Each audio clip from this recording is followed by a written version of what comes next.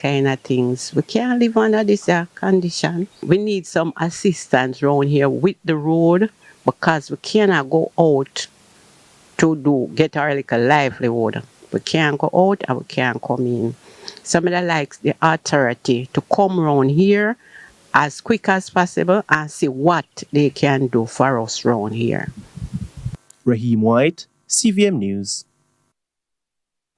Following the death of 74-year-old Ronald West in a fire at his home in Balvenie Heights, Manchester, the Jamaica Fire Brigade is urging citizens to be more vigilant when handling power sources and flammable material. West remains were found after cooling down operations by firefighters inside an apartment complex on Tuesday afternoon.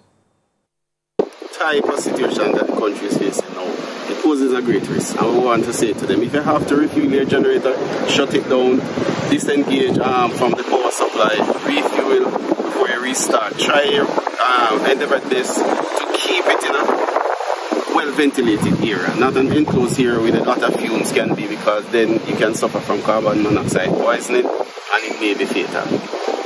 Also, we want to advise, because we have to be using alternate source of lighting, candles and the such like, as best as possible, keep them away from anything that may come in contact and will contribute to the spread of fire. And following the devastation caused by Hurricane Beryl, light has been shed on weak homes and structures.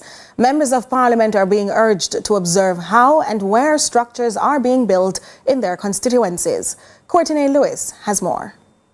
Members of Parliament are being cautioned to pay attention to land usage in their constituencies. Speaking at a Constituency Development Fund Committee meeting on Tuesday, Committee Chair Juliet Holness said the high incidence of loss during Hurricane Beryl is partly due to unsafe building practices. We have enough land in Jamaica that we can find some land, and we need to look at how we find land so that people do not build their homes on the riverbank, in the sea course, in the riverbed. It is not good. It's not good to see someone's struggling to put up a house and it just washes away. She adds that the members need to be deliberate in allocating government funds and resources. Giving funding, even from the 5 million allocation, we need to make sure that we are not throwing good money after bad. I have had constituents who have said to them, look here, where you are, this is going to wash away. So it don't make sense that I give you the money, better I give your neighbor up the road whose house is safer and still need some zinc to cover it. We are going to have to start looking for those persons, and when we have houses to allocate, see if we can start using those allocations to move people off the riverbank, out of the river course, out of the gullies.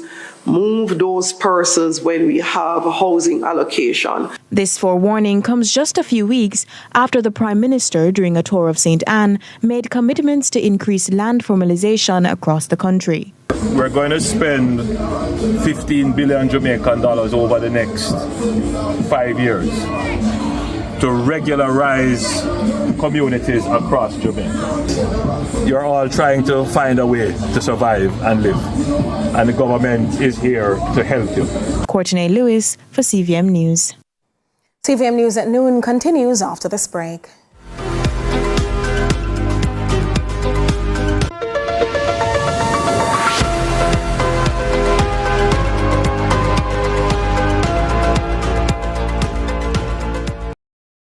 Later, Daddy.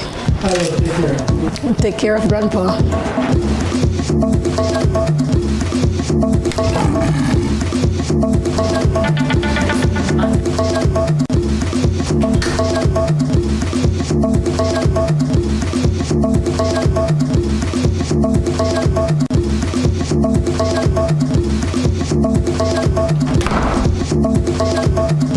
Saka, it work. Bag it and pin it, every rubbish in a pan. No dirty up the place, this a we island. So keep Jamaica, keep Jamaica. Say me we do it, keep Jamaica clean. Make you listen to me please. No plastic bag, no fear blowing at the breeze. No proper garbage, disposal, recycle plastic. Now make it full up in the streets. Bag it and pin it, every rubbish in a pan. No dirty up the place, this a we island. So keep Jamaica, keep Jamaica. Say me we do it. A message from the National Solid Waste Management Authority. Get tiles and get creative with your floors, walls, and all the spaces in between. Our knowledgeable sales consultants are happy to help create your beautiful finish with the latest designs in first quality porcelain, wood look, vinyl, mosaics, natural stones, and countertops. At Creative, you will get every tile you need for your residential or commercial projects. Creative Building Finishes, your one-stop shop for everything tiles. Visit our showroom at 5 Red Hills Road or call 876-929-5553. Get tiles, get creative. Harry, how was school? It was really good, but I'm really hungry. Can we get some juicy patties? Sure we can.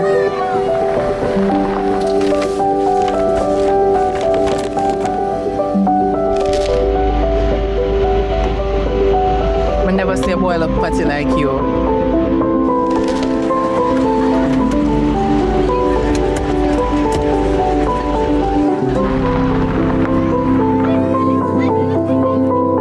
Hey son, you good? No, that I'm starving. Can we get some juicy patties?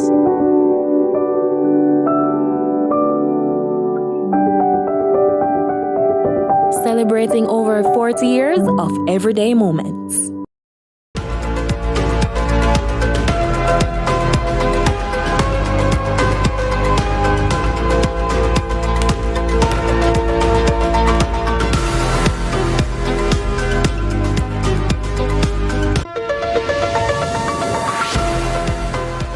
Welcome back. We are in our discussion segment, and since Hurricane Beryl, at least one crocodile was spotted in a gully in Waterford, Portmore, St. Catherine, and that crocodile was later captured by the residents. But we've often heard that citizens should call the authorities before taking action. So joining us now is biologist and crocodile expert Damien White, as well as wildlife conservation biologist Treya Picking. Now, they will be helping us understand how citizens should treat with such circumstances. And so we welcome them to the show. Welcome, Mr. White, Ms. Picking. Thank you. Thank you. Ladies first. So, Ms. Picking, explain to us, firstly, how crocodiles become displaced, especially during or after a natural disaster like Beryl. Okay, so, during a hurricane, we have a lot of rainfall, we have storm surges. So naturally, our wetland habitats expand. And also we find that our canals and gullies and other waterways fill up with water. And with these, with these conditions, the crocodiles expand their range and go into these areas. And so we find when the floodwaters start to recede, when the rainfall calms down, certain animals, crocodiles may get slightly stranded in certain areas, and they also may be seen more in these waterways where they're not typically found. And so usually that's why we have an increase in sightings and an increase in human-crocodile interactions during these periods. Well, Mr. White, do you believe that we could see more crocodiles on land with climate change now as a major factor?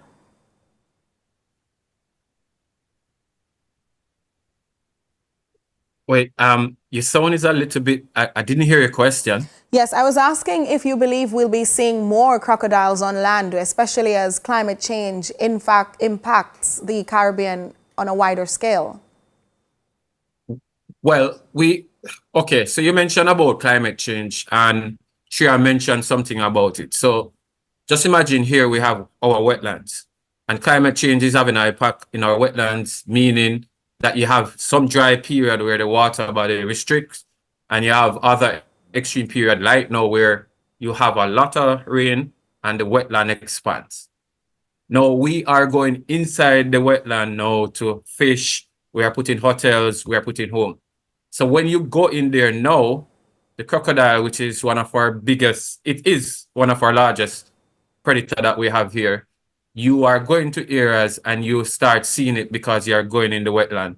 And some of the activities that we're doing in terms of you putting some of the waste in the gullies, one.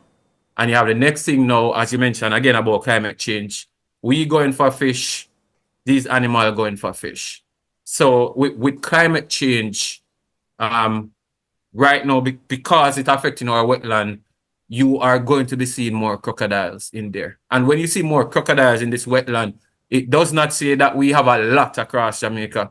It's because the area that they're living is being restricted, and more of us are going in there catching crab, going there with our houses, going there with the gullies and stuff that I mentioned. So we are the disruptors. We are the invaders. Mr. White, based on what you just said, I'm asking if therefore we are the ones provoking the creatures. Well, I would say that we humans are doing a lot to provoke the creatures. In terms of earlier in the year before all of this, we always tell people, for example, there are some popular spots where people go in the wetland and they might carry food and throw there to the crocodile. And we always encouraging people not to do it because that crocodile now start get used to you associating humans with food. And if anything's happened when you go there, and sometime now since people start seeing them, we're seeing videos now like a crocodile in a drain. It is not a threat to a human. It's not coming out, and then you see people taking stones and throwing at them. So we humans are doing a lot affecting them. I'm not coming here and tell you that it's not a dangerous animal. It is, but we have to learn to live with them. They play a very important part in our role. If they are out of our ecosystem, it will affect us. Agreed. Well, Ms. Peking, people will say crocodiles are dangerous and they will eat you where you stand. Well, that's usually the defense they use to capture crocodiles. But when can we consider the animals a threat, and are there signs of them wanting to attack? Okay, so the species of crocodile we have in Jamaica is the American crocodile. It's native to our island and it's found in 17 other countries across the Americas region. And these species are more likely to flee at the sight of humans than attack. So here in Jamaica, they rarely attack people. We don't have a lot of, attack reports on record. And a lot of the attacks occur because of unsafe fishing practices or people swimming at night or people provoking the animals. So we do have kind of a set of, guidelines on how to be jam croc-wise, which we're trying to put more and more out into the public. And we use the name jam crocs for our crocodiles, Jamaican crocodiles. It's kind of a term that we keep throwing out there. And really, the key thing is to just leave the animals alone, to keep a safe distance, to respect their habitat, respect their space. And first and foremost, if you see an animal and you have a concern or it appears to be out of its natural habitat or people are provoking it, call the authorities immediately. Call the police, call the National Environment and Planning Agency.